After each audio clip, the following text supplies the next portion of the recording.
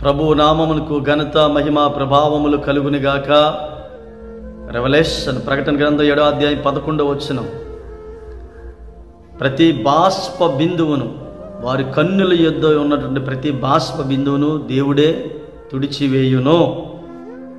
ఎవరి గురించి ఈ మాట చెప్పబడ్డదంటే, భూమి మీద ఎవరైతే కష్టాల్లో, బాధల్లో, ఇరుకులో, ఇబ్బందులు ఏడ్చి బాధపడి, శ్రమపడి, హింసించబడి, పలుమార్లు మనుషుల చేత నిందించబడి, హతసాక్షులుగా మార్చబడి, ప్రభు కొరకు నిందను, బాధను, అవమానాన్ని ఎదుర్కొని, శోధన వచ్చినా, కష్టం వచ్చినా, ఇరుకొచ్చినా, ఇబ్బంది వచ్చినా నిలబడి, మనుషుల చేత నెట్టివేయబడి, రాళ్ళ చేత కొట్టబడి, కొరడాలు దెబ్బలు తిని,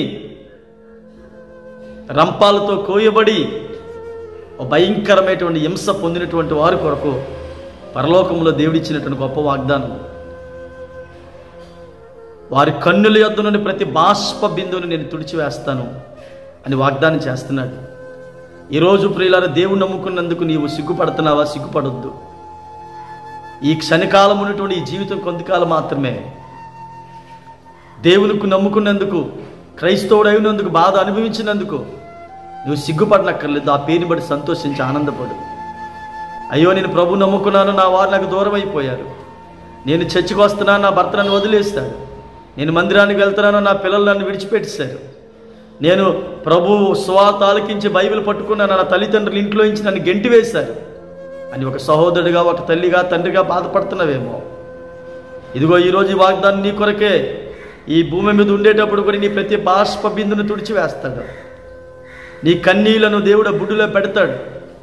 అంత మాత్రమే కాదు, ప్రభువును మోసుకొని, ప్రభు కాడిని భుజాన్ని పెట్టుకొని దేవుని కొరకు శ్రమపడిన నీవు మరణిస్తే, క్రీస్తునందు నిద్రిస్తే, ఆ పరలోక రాజ్యములో కూడా ఆయన నీ ప్రతి బాష్ప బిందుని తుడిచివేసి మరణమిక ఉండనివ్వడు. జీవవృక్ష ఫలాలు తినిపిస్తాడు, జీవజలాన్ని త్రాగనిస్తాడు. తన ఒడిలో నిన్ను కూర్చోబెట్టుకొని సమీపింపరాని తేజస్సులో నుండి అమరత్వం కలిగినటువంటి దేవుడు కోటి సూర్యకాంతుల కన్నా ప్రకాశమైన వెలుగు నీ మీద ఉదయింప చేస్తాడు. కనుక ప్రభు నమ్ముకున్నందుకు సిగ్గుపడొద్దు, భయపడవద్దు, దిగులు పడొద్దు. అయ్యో, ఎందుకు ఈ బ్రతుకని అనుకోవద్దు. నీ ప్రతి బాష్ప బిందువులను ఎవరు తొడవరండి, దేవుడు తప్ప. ఎవడు కూడా ఆ కన్నీలకు విలువ కట్టరండి, దేవుడు తప్ప. ఎవరు కూడా నీ వ్యాధిని, బాధను తొలగించే లోకంలో ఎవరు లేరు, నేను ప్రకటిస్తున్న యేసు తప్ప.